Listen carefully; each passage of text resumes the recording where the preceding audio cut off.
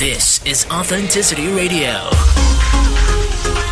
Hey, I'm Talisa. The station's awesome. I love the station. I love the station. Hi, I'm Pixie Lawson. Authenticity Radio. You are listening to Slade Suter. Hey, welcome. Grab a seat anywhere. No, we don't have any menus. The only thing we have today is the freedom to express who you truly are. We call it Authenticity Radio. You'll like it, don't worry. Let me go grab the host. He's got the hospitality of a fat and jolly innkeeper. He's a good guy. Slade Suter. And thank you very much. Welcome to today's program. This is Slade Suter. I am broadcasting today from the studios here in Catalonia, Spain. Those days are past and gone. You're afraid to move alone. So between all else and love. Break Free Stories, today's program. I want the love that lives behind that wall.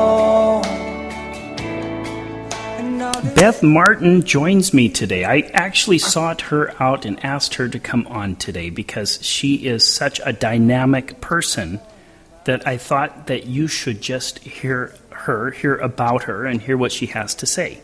She's a self-expression, archetype, and business coach.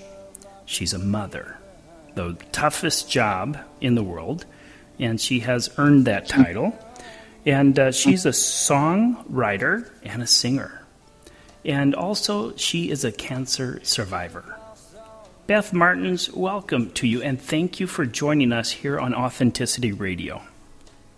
Thank you so much for having me, Slater. It's a total pleasure. It is. Wow. Beth, can you share with our listeners, just share a little bit about your journey? And I know that you've traveled to India like many, many times, or you've lived there for a long period of time. Could you share with our listeners about breaking free stories, about your stories? Yeah, the Break Free Stories came up for me after a number of years of being a kind of, I'm a liberator, I'm a rebel, I'm a lover. So for that all to kind of come to one place in my life after, as you mentioned, I've had all these crazy experiences of surviving cancer. And before that, I traveled to India 8 times. I went every year with a total compulsion to go and study meditation, yoga, mantras, all that kind of thing. I started my own business after I survived cancer against the odds. Interestingly, Slade, I just found out my oncologist has died. Oh, dear. Yeah, and he was the one that told me I was going to die. And I hate to laugh like I'm getting pleasure. I'm not. It's just the irony of it. But he told me I was not going to survive my illness. Oh, dear. And when I did, he didn't want to talk to me. Oh, dear. Right? Wow. That was something, because it just didn't make sense. And, to be fair, they have just horrendous stress and schedules that are out insane. So they don't have time to stop and look at a mystery. Beth, you embarrassed the poor guy. I mean, you proved him wrong. There's that, exactly. Not only was I proving him wrong by surviving, I was showing up. I was a patient in the chemotherapy ward, and then next thing you know, in a couple of months, I was there playing music for the patients to help them recover, and it was ridiculous. It was very insane work, to tell you the truth, but it showed me how to get past the traumas that I experienced, because I kept going to the same place over and over again, and it would show me that I'd healed from what I'd been through. So it's like my life had been this series of moments where I personally want to be free. I had been involved in a family business for a number of years, literally since I was 10 years old. That culminated to a point by the time I was 25, I became vice president of that company, which is kind of outrageous, but my dad was willing to mentor me through that. What kind of company was it? Marketing, communication, and advertising. Okay, so it's pretty good sized. Yeah, it was a smaller firm, but there was the level of experience that I was able to get from that was really unprecedented, because my dad was so keen, God bless him, to mentor me and throw me in at the deep end and just either see if I could swim or teach me to swim or whatever it was. So I, from a pretty young age, was holding a lot of responsibility, working in a high stress, high stakes environment where clients really paid a lot for the work, but then that was licensed to be really brutal and ruthless in their treatment. Not that anyone was truly abusive, just that the business world, as long as the money's attached to it, it gives license for all kinds of unnatural things. And so what ended up happening is, by the time I was 29, I was diagnosed with a stage 4 lymphoma, and it was just this sudden break free kind of moment. But that's not the kind of break free moment that you want. A very, on the one hand, the kind of cancer, it's Hodgkin's lymphoma, it's actually very curable. Many people receive cures through conventional methods with that. But I was diagnosed twice, and the second time your rate of survival goes down to 0. And at that time I was offered a stem cell transplant, which only half the people live.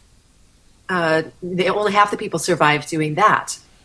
So not very optimistic, quite a bleak outlook. And that's when I was really luckily guided towards what's called archetype work.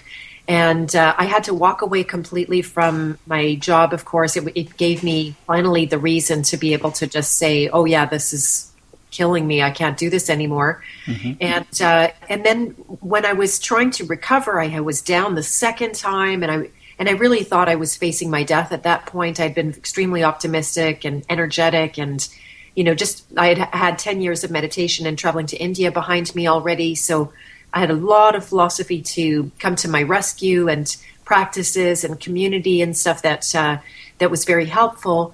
But after that second diagnosis, I was defeated. I was just like, okay, I've done everything so-called right.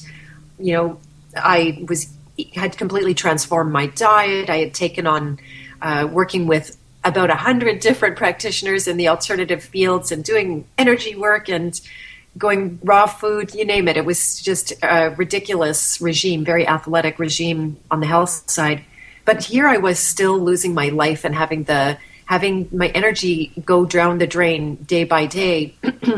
So I was luckily gifted at that moment. Carolyn Mace decided to publish her Sacred Contracts work that is based on the archetypes of Carl Jung's discoveries. I was an anthropology major in my university days and had come across archetype work. And, it was that first little look at it more than 20 years ago in university that I just twigged and went, oh, there's something here that transcends all culture, transcends all religion, that it doesn't matter where you go in the world, you're going to find these archetypes. Mm-hmm. And so I took on the Sacred Contracts that Carolyn Mace put out as a kind of path to, I didn't know what. Was it to be at peace with dying in that moment as I was told was going to happen?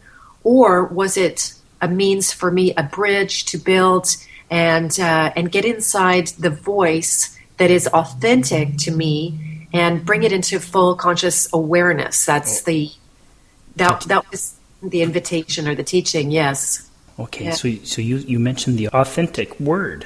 Yes, exactly. That's how you and I met, because you have this, like, it was, oh my God, we thought we were like maybe separated at birth or something, that were related. Yeah, we do need to get our blood tested. I have to have a conversation with Mom here. Exactly. So did you come to terms, did you come to peace that you were going to die? Yes, I did. I was forced to, because I say forced because some people never do actually go in peace. They suffer the whole time. But it made me face my mortality at that young age, and at a much younger age than most people, because the typical 30 or 31-year-old was not asking those big questions necessarily, or really looking death square in the face and saying, okay, you're coming. I don't know if you're coming today. I don't know if you're coming next week. I don't know if you're coming in 20 years from now or 50 years from now, but I realized that, I needed to go head on and not try to pretend, because, we live in a society that, for the most part, can let us off the hook from having to think about that. Our graveyards are off somewhere. They're not, we don't have to look at them. Our grandma's not buried in our backyard. That's true. That's true. true. We embalm bodies, or we cremate them so that they're just, either they look perfect, they're all done up in their clothes and looking fantastic, or compared to, I love the example of the Tibetan tradition around death, and who knows to what extent that's surviving based on current conditions. But what they would do is take a body up to a very high, is it mesa? Is that how they describe it? And they hack the body into several very small pieces. Mm-hmm. Right in front of everybody as a ceremony. They chop it into bits. Oh boy. And the vultures come and take it piece by piece away, one at a time. So this is the ceremony that the Tibetan people observe. And now, how much denial do you think you're going to have around death after you see that? Fly away, da da da da da da da. Yeah, okay. Yeah, it probably would take me a little bit to get accustomed to that. Yeah, Oh boy, another funeral. That's right. Yeah, exactly. I think they'll sit this one out. But so you would be at peace with death from a very young age, because you just see it right in front of you, and it's a normal part of life, and not to be feared or staved off at all cost. And so, yes, the experience that I went through brought me into a place where I was there, and I did find peace. Okay. The Dalai Lama was instrumental for me at that time. Many writers, different authors, and he said, until you actually are at peace with your death, you don't even begin to live. Wow, I love that. Listen, listeners. Until you are at peace with your death, you don't even begin to live. And there seems to be a lot of wisdom locked up there, Beth. Exactly, because it's the unconscious fear of death that underlies really all unconscious fears. And then what happens to us when we are very loaded down and heavy with unconscious fears is that, and this is back to the archetypes, that we act out unconsciously from that place and are driven to do things that don't reflect how much we might, for example, love life and love the things in our life and love people in our life and love what we do in our lives. So instead, we are busy being at the mercy and kind of victim to all of those unconscious fears of death. And they make us do crazy things like, some people turn to substance abuse for it so they can dumb down on the fears that would come up around death. Or other people would turn into, workaholics so that they don't have to think about death. They just simply, as long as they're immersed in their work, they feel okay. Mm-hmm. Or they would get into conflicts with friends and family that would be reminding them of their mortality or their humanness or their realness, who they really are, because our real self actually includes all of the fears that we're talking about, all of the unconscious drives, all of that, that really funnel down into that fear of death. So for me, in the name of being whole, in the name of being real, and because to me that's the true nectar of life, is our opportunities to be ourselves, to just, you feel like you can relax, you don't have to, you're not, no pretense. Mm-hmm. There's people don't expect anything from you, or actually I'll turn that around, is you don't expect anything of yourself except what you truly have been given as gifts from, whether it's the divine, whatever language people use out there. To me, I often talk about the source of all the things, consciousness itself. And so then I was able to discover through all of that there was one archetype of the very many. There's so many. There's almost an infinite number of archetypes. But there was one that was sucking the life completely out of me, and that I wasn't expressing authentically through. And the name of that archetype is as I've already named, is the rebel. The rebel. Okay, and these, just to help me, these archetypes are kind of built off of the Myers-Briggs and then the Kienzler, and then built. Is this kind of like the work has been progressing, or am I off? You know what? It's almost more that everybody has branched off and created their own systems. Now I create my own systems. It's a wild west. There's no rules or laws about it. It's born of cultural mythologies and stories. Archetypes are actually being created by the moment because, for example, if you look back, you and I are pretty techie, right? We're obviously able to navigate online. We've both got our processes that are delivered in a global context, in a very high-tech environment. And the technologies work for us perfect sometimes, and they work for us not so perfect other times.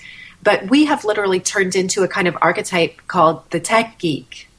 Tech geek. Oh, that's nice. Okay, so you're kind of like a modern. You have modern archetypes. There are ancient archetypes that have been traveling forward with us through the ages, almost as an archetype lineage. And then it's up to our own innovation that some extremely unique people that are driven creatively, they might not, the artist archetype might not really fit with them anymore, and they need to branch off and create something their own. Now that's more rare. That's, to me, 1 in a million or less would be doing that. That is how archetypes get created in a world that nobody can tell us what the rule is. Beth, in my book, Get Off Your High Horse and Walk, I have several archetypes of deception, of how, like the vampire, and there's just different ways that we unconsciously deceive ourselves. So I'm on to you. This is really cool. And you mentioned this rebel. You piqued my curiosity. So what is this rebel that was sucking life from you? The rebel archetype is one that has, every archetype expresses either through an unconscious voice or through a conscious voice. There seems to be nothing in between, by the way, as much as I'm not an extremist or a fan of talking like that. But I'll tell you, the unawakened rebel is the rebel that has no cause. Ooh, so, James right? Dean. So the unawakened rebel is going to be a fighter, but the fighter really has no clue. They're fighting because they don't feel like working, or because it's often that case of the trade-off between a rebel will go into, and I've got a 6-year-old rebel now, so I see this as a child. It's only fair. His dad's a rebel. I'm a rebel. Everybody's a rebel, and so that it's going to be a lifelong training, watching this child grow up into the rebel and awaken this rebel, and really figure out that it's not just fighting for fight's sake, or fighting because you don't want to work, or fighting because it's just simpler than getting to the bottom of something. Then the awakened voice of that rebel is going to be explicitly with a cause. Okay. So the fight is to create healthy social change is primarily the role of that rebel. And then the rebel will enter into the voice of the fighter. So you will get a fight from me when, for example, a tradition that comes up that maybe either has become totally obsolete and has no purpose, or worse, it has negative effects. I'm going to fight against that tradition. Mm-hmm. So you're taking an archetype from the unconscious world that serves and works on destruction, and you invite, or you said really a nice word, the privilege of allowing ourselves to be ourselves. So you're inviting this in this case it's the rebel to step into the conscious light, which means that you are becoming aware, or you're owning your values that you're working with. Yeah. And then this rebel starts working to construct, to build, rather than to destroy. Yeah, or just to take down with a really good reason. Bullfighting and this type of thing. It really. Yeah, exactly. There's the, was Jesus the rebel when he went and just completely dismantled the moneylender market in the temple? Who do you think you are? Don't you? Yeah. You don't have permission to do this. Exactly, and he went into a rage and had a fit. If that story is graphically told correctly, then he was definitely acting as a kind of destroyer. Although the destroyer is an archetype of its own too, which has a different. I can't wait to hear about these. So yeah, I mean, I'm sure that the story has been even tuned down. if what we see in the scriptures, this is curious. Okay, so what kind of other archetypes are there that you have, and are there positive archetypes, or do they all have a positive and negative side to them, depending if it's conscious and unconscious? Exactly.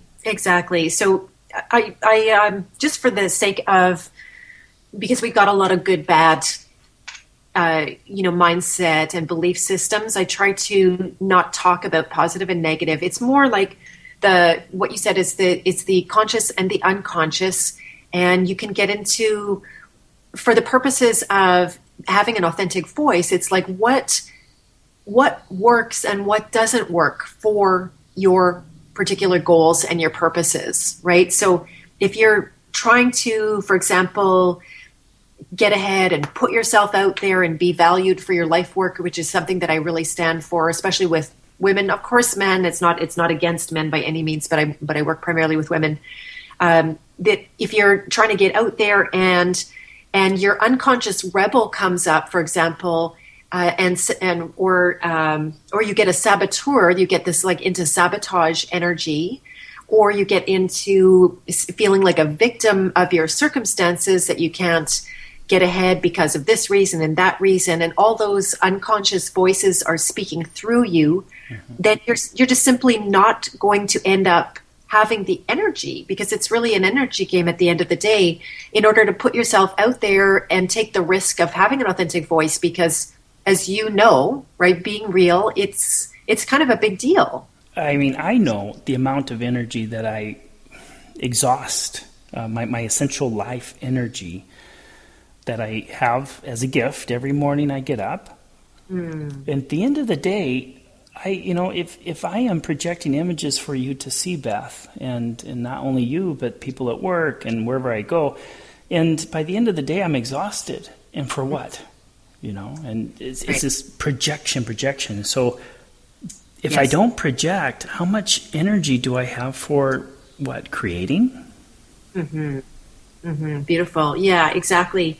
And then, so if you're looking, that's where understanding what your true life purpose comes down to also, because without having a clear handle on that, then it's really hard to understand, what is the point of taking the risk. For example, so you've got to risk both ways. If you're not being yourself, if you're not being authentic, then you risk that, you're not going to make connections that are meaningful for you.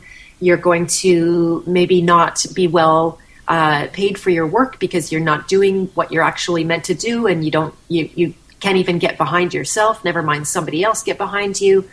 All kinds of risks are going to take place, and then the risk of being authentic is also very high, but you're going to suffer for very different reasons. You're going to suffer because your nervous system is growing up to accommodate a lot more energy. You're going to suffer because you're allowing yourself to be in service. You're allowing yourself to be vulnerable to, for example, just sharing the mistakes that you made. That's a huge policy of mine when I work with clients, that I don't withhold that I made the error that they are making or that they might make, because that's like, why should they have to go and go through all of the hardship that I did? Maybe they have to, why would they have to get extremely ill with a stage 4 lymphoma and have their life completely fall apart and go into, at the time, debt thousands of dollars for my health, and just outrageous extremes that I had to go through in order to realize, like, yeah, I need to have my authentic voice. I need to understand my archetypes and my motivations.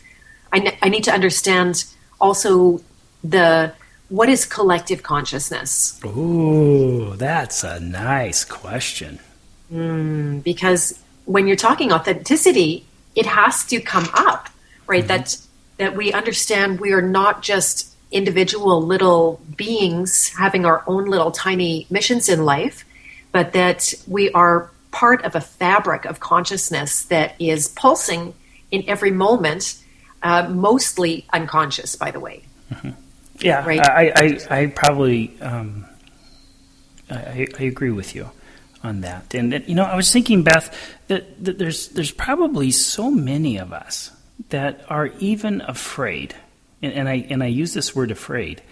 We're fearful about even discovering our life's purpose because of what that could mean.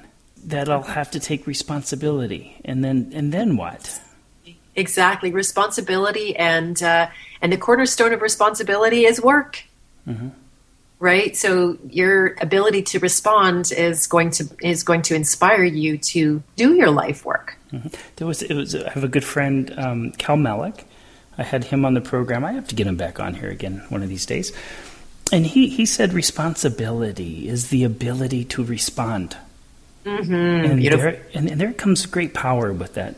Absolutely. Yeah, it is truly, that's the definition, say, of the victim archetype in its awakened voice. What you're just speaking about is that appreciating and loving the fact that we can assume our ability to respond, and we can't actually respond to everything, but that's the beauty, that you can see what is in your range. What can you, and frankly, that was a huge question for me when I was sick with cancer. I needed to know who to blame. And unfortunately, you can just put the blame right on yourself too. So that's not, oddly, it's not the cure to look inward necessarily, but at the end of some really intense soul searching at the beginning of my journey with cancer, I was asking, like, who is to blame for this? And it was, in the end, it was either everyone or no one. Right? There was both answers. It was like, was it the water I was drinking? Was it that crappy ass food that I got brought up on, preservatives and chemicals and pesticides? Was it the the setbacks that my parents had when I was a really young kid? Was it the endless, right? It just goes on and on and on. Was it the banking system? Was it the evil pharmaceuticals? Was it blah blah blah? Was it where I made mistakes, where I got off my track, where I didn't have my authentic voice, and I was selling out to make a living and to survive, and doing things that were truly not good for my health. And then it came to me exactly what you're saying, that I can't answer who's to blame. The answer is again, either all or none. And but what I can answer is who's responsible. And the only thing I could come up with there was me. Did you assume responsibility? Yes, I did. Yes, I did. In that moment, I realized that that was the power that I had. That is the victim archetype stepping, right? So that you could say the voice of the victim is always going to be about who's to blame, and in that unconscious place. And then the voice of the victim as an empowered, awakened, I call them superpowers with a cape on, is sitting there in the seat of responsibility, feeling like, yeah, okay, whatever, I can see what I can respond to, and I can see what is actually totally out of my control, and I can let that go. I can be at peace with that, like death, for example. So did you change the name from a victim when it goes into consciousness, or do you maintain the name? It doesn't have a new name, so it doesn't mean that you couldn't give it a new name, and it's just in the systems that I've studied, it continues to be called the victim. I was just going to share that I've got a program on the 4 universal archetypes that includes a lot of work on the victim, by the way. That there's 4 kicker archetypes that are universal, because every archetype is universal to an extent, but only some of them will show up for us from the moment we're born and be there every single moment of our life in a really like immediate family kind of way that I call it. And the 4 universal archetypes show up in that immediate family for every single person on earth. So the victim is one of those, the saboteur is another, the child, and also the prostitute. So whether you're male, female, you're young, you're old, whatever your situation is, we are all dealing with this crazy energy that can easily be mostly unconscious, and they stem from our, we talked about this in advance of our interview. They stem from human vulnerability. Mm-hmm. So we are at the mercy of all kinds of forces, right? So that we've watched so many people go through crazy, whether it's earthquake or tsunami or meltdown. This wasn't nature's idea around the radiation meltdown. Whatever, suddenly we can see often in another place of the world, we can see like, oh my God, life could just be gone in a second. Yeah, it's pretty shocking, isn't it? When we get a moment glimpse. And I tell you what, can I share something kind of weird with you? Totally. I think one of the nicest places that I go to in out of all the ceremonies is a funeral, funerals. Amazing. Yeah, it's it seems like people are allowing themselves to actually be themselves, at least for that moment. It's pretty authentic in there, isn't it?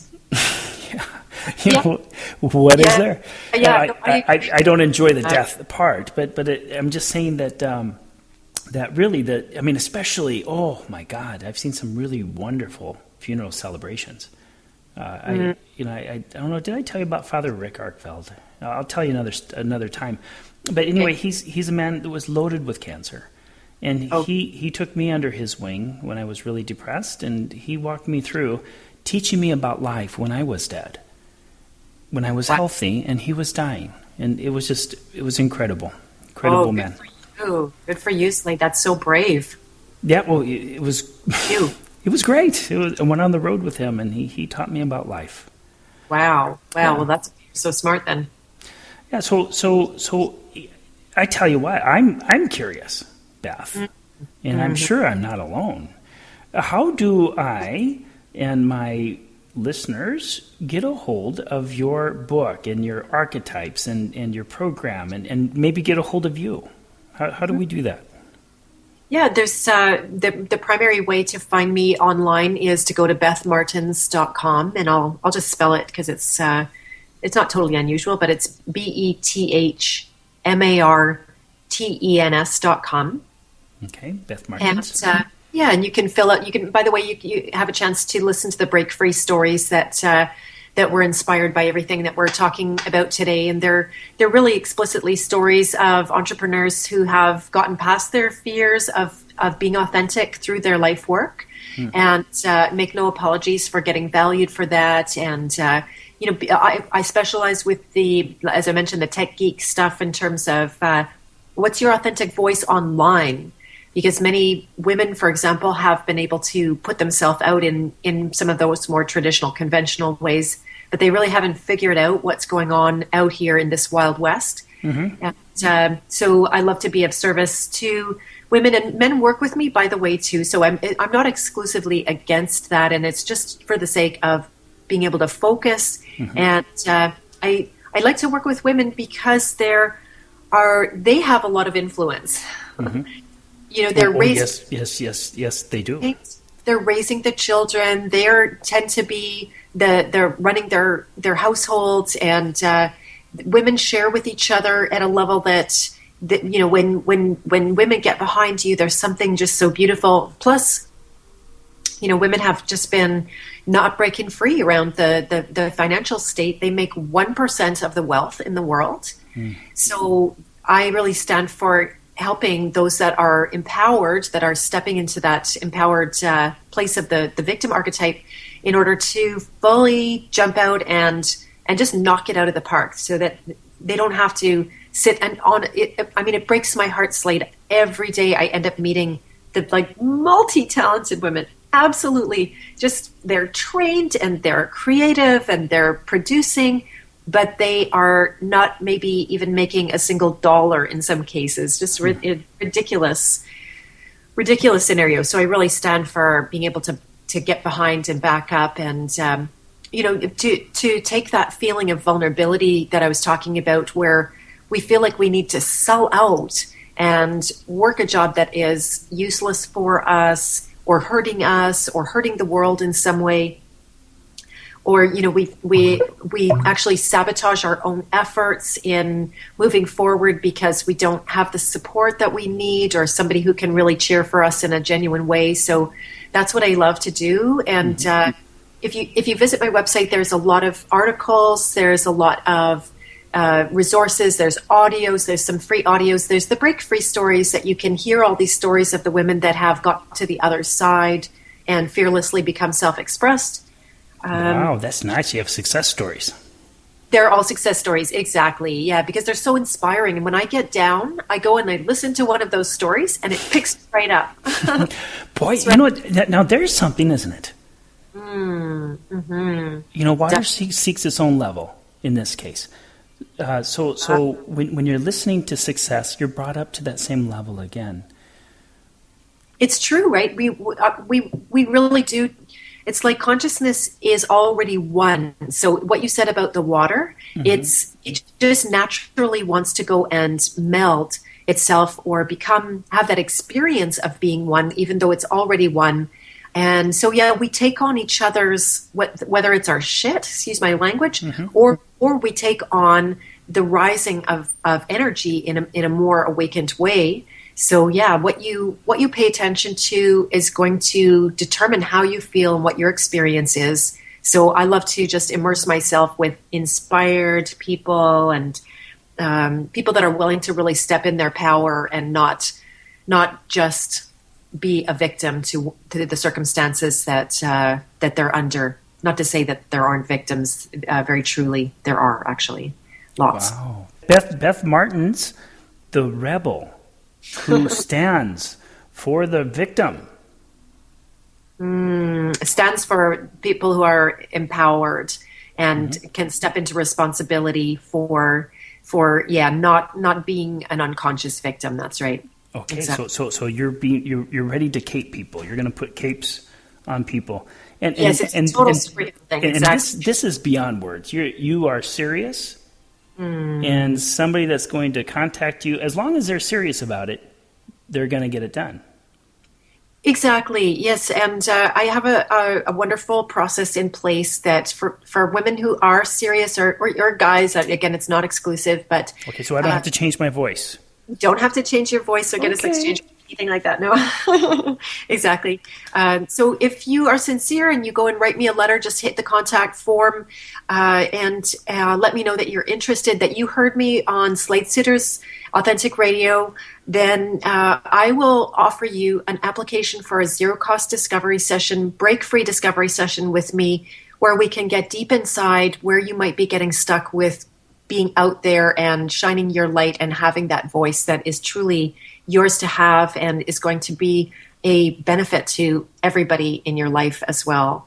So all you'd have to do is in the subject line, just put, I heard you on Slade Sutter's radio, and then I will send you the application for this 30-minute zero-cost discovery session. And I'd be most happy to connect with people. I've got lots of resources, as I mentioned. So there's really a lot to absorb. People are often take a long time. I noticed on the website. Well, that is really tempting, listeners.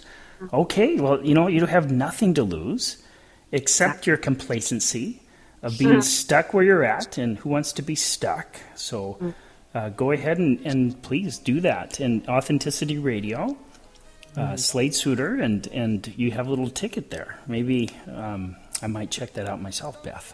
Exactly. Please do even be my guest for that. For sure. Nice. Okay, Beth, what is your message for humanity? My message for humanity is feel your fear and express your authentic voice anyway. Humanity. Feel your fears and express your authentic self anyway. Beth Martens, thank you for joining us on Authenticity Radio today. And please, you are invited back, and we can discuss other enlightened and breaking topics of how to become fully ourselves. Beautiful. Thank you so much for having me. It's a total honor and pleasure. This is Slade Suter. Until next time, be authentic, be true, learn your archetypes, and be free.